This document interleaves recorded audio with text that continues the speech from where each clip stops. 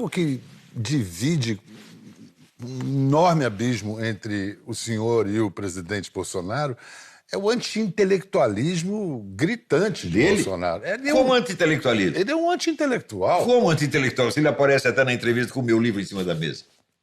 Bom, pode-se dizer que aquilo foi um gesto pensado.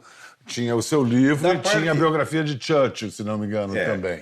Olha, ele é um homem que lê mais do que esses generais estão falando. Né?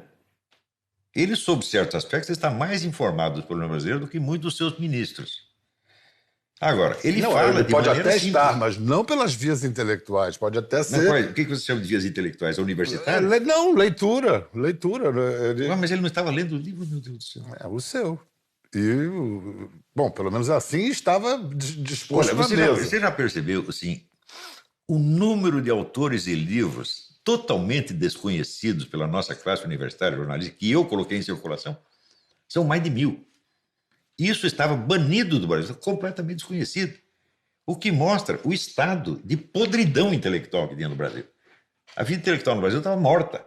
Eu restaurei. Eu recriei o diálogo. Eu recriei as questões, você está entendendo?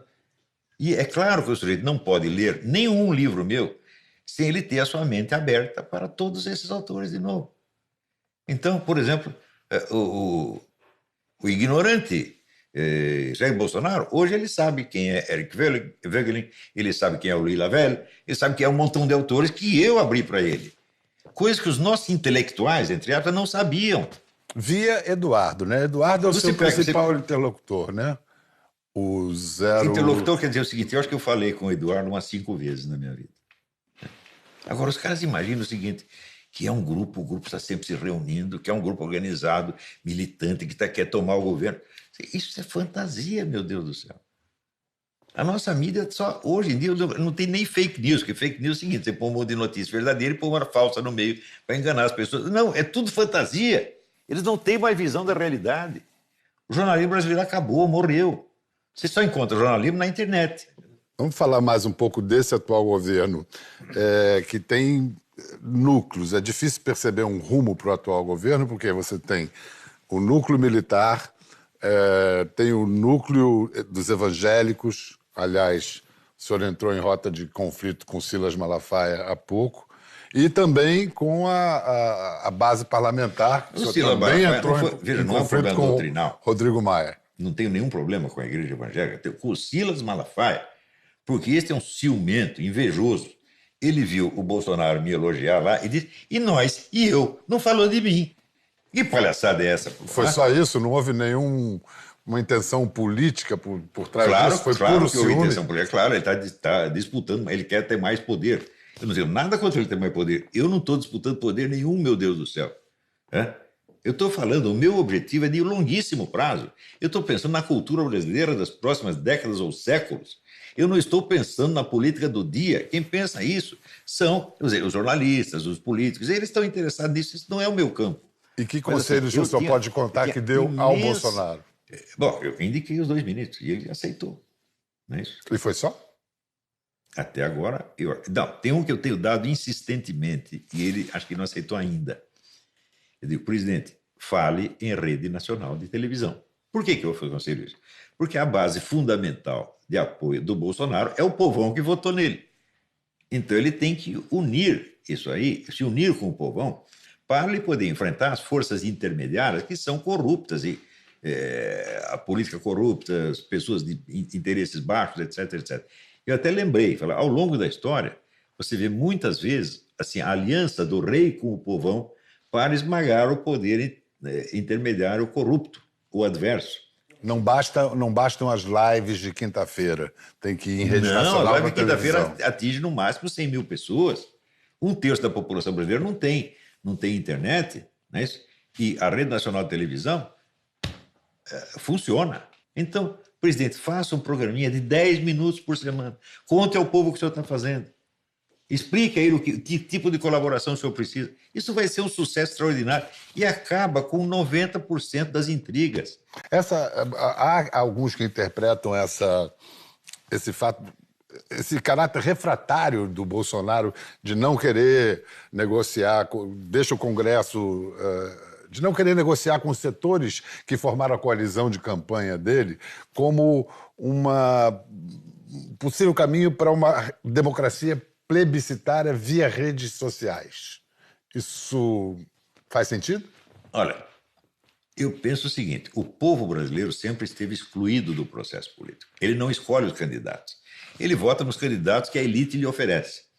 Pela primeira vez com o Bolsonaro, ele escolheu o seu candidato e o impôs aos partidos políticos, o impôs à elite. E saiu ganhando. Então, isso já é, de certo modo, uma democracia plebiscitária. Está entendendo? Informal, mas é a decisão popular que está valendo. Ora, quem governou plebiscitariamente? Por exemplo, o De Gaulle. Todo o sucesso do De Gaulle é o seguinte: quando surge uma dúvida, diz, bom, vamos perguntar para o povo. Daí você pergunta o que o povo quer e você faz o que ele mandou fazer. Isso não é uma democracia plebiscitária como regime, mas como uma etapa para a conformação de uma democracia maior, melhor, mais cedo ou mais tarde. Isso é uma coisa possível, mas não digo que seja a solução para tudo. Em quem Bolsonaro pode confiar? Bom, ele pode confiar num sujeito que não está no governo, que sou eu. Eu sou amigo dele, eu sou amigo sincero. Né? Eu nunca vou sacanear o Bolsonaro de maneira alguma. Né? Que não quer dizer que eu vou sempre concordar com ele. O que faria o senhor retirar seu apoio a Bolsonaro? Só se ele trair a si mesmo. Se ele deixar de ser o homem simples e sincero que ele é, e se tornar igual aos outros políticos. Mas isso não vai acontecer. E essa ascendência excessiva dos filhos sobre essa família simbiótica? Eu não acho excessivo. Eu acho que ele tinha que trazer os filhos para mais perto. Mas aí institucionalmente. Não só por causa dá um ministério para um deles. É? Se eu fosse o Bolsonaro, eu falei o seguinte: ó, meu filho, eu quero que você assuma o ministério tal, mas você vai renunciar ao salário do ministro, salário de ministro. Porque eu não sou nepotista. Você vai lá fazer o trabalho, você é um sujeito capaz, você é um sujeito honesto, vai lá fazer o trabalho. E renuncia aos ganhos. Eu sustento você. Eu faria isso se fosse ele, é uma ideia. Né? Olha que ele segue seu conselho, hein? Tomara que siga. Tomara que põe os 3 de ministro, porque os 3 são pessoas muito sinceras, muito honestas. Mas eles têm uma... Nas redes sociais, eles estimulam um discurso de ódio. Isso é inegável. Como é que é isso? Peraí. Discurso de ódio a quem? O Carlos, por exemplo, que é o mais ativo, ele... a linguagem dele é uma linguagem de intolerância. Por exemplo, nada que se diga contra os comunistas é discurso de ódio. Por quê? Porque eles são os donos absolutos do discurso, não só do discurso do ódio, mas da prática do ódio assassino. Ninguém os superou nisso, nem os nazistas os superaram nisso. Se você tomar todas as matanças feitas por governos de direita no mundo, não dá 10% do que os comunistas fizeram. Isso é verdade. Histórica. Então, falar mal do comunista, chamar o comunista de assassino, de monstro, é inteiramente justificado, porque eles são realmente isso. A sua formulação de que um filósofo, a filosofia de um filósofo precisa explicar a sua vida, assim como a sua vida precisa explicar a sua filosofia. A vida e a obra se explicam mutuamente. Como a sua filosofia explica a sua vida? Bom, em primeiro lugar, eu sempre fui contra esses projetos de sociedade, modelos de sociedade. Seja socialista, seja liberal, seja qualquer outra. Não tem mais nada. Eu não tenho uma proposta política para oferecer. Nunca ofereci nenhuma. De vez em quando eu dou uma sugestão contra um problema ou outro problema. É isso. É muito curioso ouvir isso de um filósofo que hoje, a cada post, a cada manifestação, pode demitir ministros ou nomear ministros, melhor ainda. Nomear. Um momento, eu não nomeei ministro nenhum. Não. Eu fiz uma amabilidade. Vélez e Araújo são diretamente associados à sua palavra. O Bolsonaro me ofereceu o Ministério da Educação ou o Ministério da Cultura. Eu rejeitei. E achei que era uma questão de educação eu sugerir alguém. Não é isso?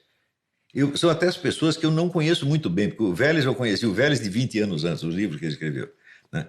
E o Ernesto eu conheci mal, eu só li uns artigos dele, achei que era um intelectual de primeira ordem. Não tenho ideia da capacidade política dele, não tenho, mas achei que era uma pessoa que podia fazer algo. Ora, foi o Ernesto que articulou outras dessas viagens que são um sucesso extraordinário, aos Estados Unidos, ao Chile, agora a Israel. Está indo bem, não está? Sucesso extraordinário, eu acho que talvez seja um overstatement, como se diz aqui. Que outro presidente brasileiro fez uma viagem ao exterior com esse sucesso? Me mostre um. Fernando Henrique Cardoso. Nunca teve esta acolhida. O próprio Lula. Nunca teve esta acolhida. Nunca, nem o Lula, nem ele. Mas imagina, o que é isso? O Lula foi chamado de o cara pelo Obama. Bom, era o poder da hora, era o presidente da hora. Pelo Obama, né? Sim, outros podem falar, pelo Trump. Mas você não vê o sucesso pelo que alguém disse, mas pelo que foi realmente resolvido. Pelos acordos feitos, tá entendendo?